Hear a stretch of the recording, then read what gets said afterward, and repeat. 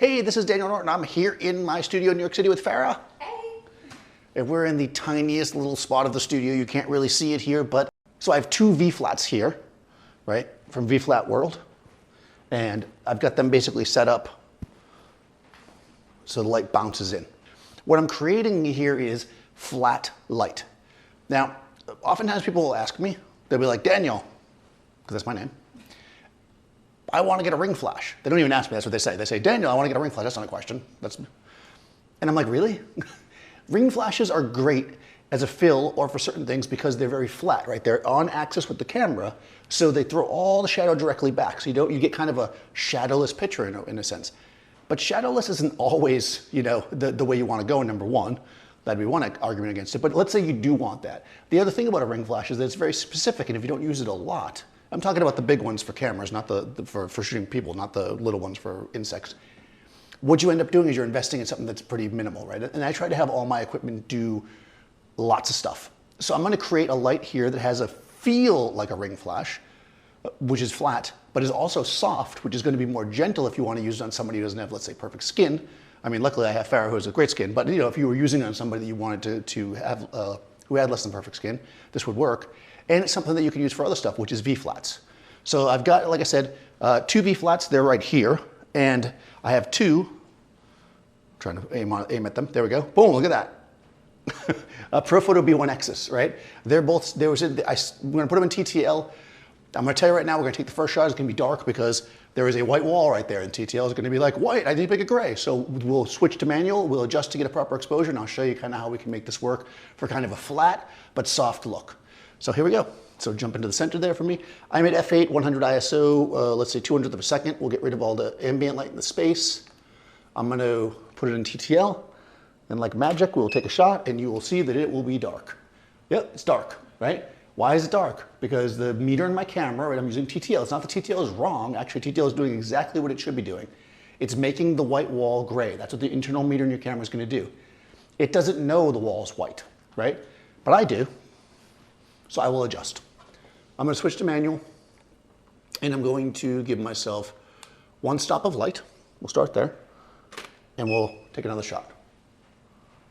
Okay, that looks pretty good. Let's shoot over here, just take a peek. We can see here that we've got nice exposure on the skin, and look at how flat that is, right? There's no shadow anywhere. And because the light's not small and specular, we have this nice kind of diffused vibe all over her skin tone. And again, very little to no shadow. I mean, actually, if you really look, this is a tiny shadow back here, just like you get with the ring flash. And this is really nice, right? Nice and simple. And by the way, guys, this is great as it is if you're shooting, let's say, like you look like that's for your album. She's about to drop a mixtape. Do people still drop mixtapes? They drop EPs. EP, extended play. There you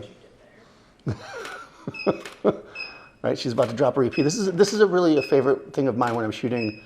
Again, non-model type people, musicians, actors that you want to do something a little bit more kind of punchy with, but you don't want to risk like all kinds of shadow. But the other thing you could do with this, guys, is you could dial this down. Like, let's say I turn the exposure down like 2 stops. This could be a great fill light if I had like another light source. So if I wanted to do like a small softbox as a key or something. Plus, it's always satisfying to hear the beep. There we go, extending that chin forward. Now, a couple tips here. You definitely want to, when they're doing this type of thing, because the light is so flat, you want to make sure they're very exaggerating with their body. So extending their neck out, pushing their shoulders back. Because if you don't do that, you will get these like odd shadows that will make them look overly flat. Good. Good. One last one, just for good measure. There we go. See, whenever you say one last one, she smiles because she's like, oh, thankfully. Yes, excellent. So nice and simple, right? Sometimes things don't need to be complicated. Basically, we've got flat light. Flat light is going to give you shadowless light. But you can also use the size of the light source, like I did here, and also the fact that it's bouncing to make it diffuse. So we have soft, we have diffuse, and we have flat.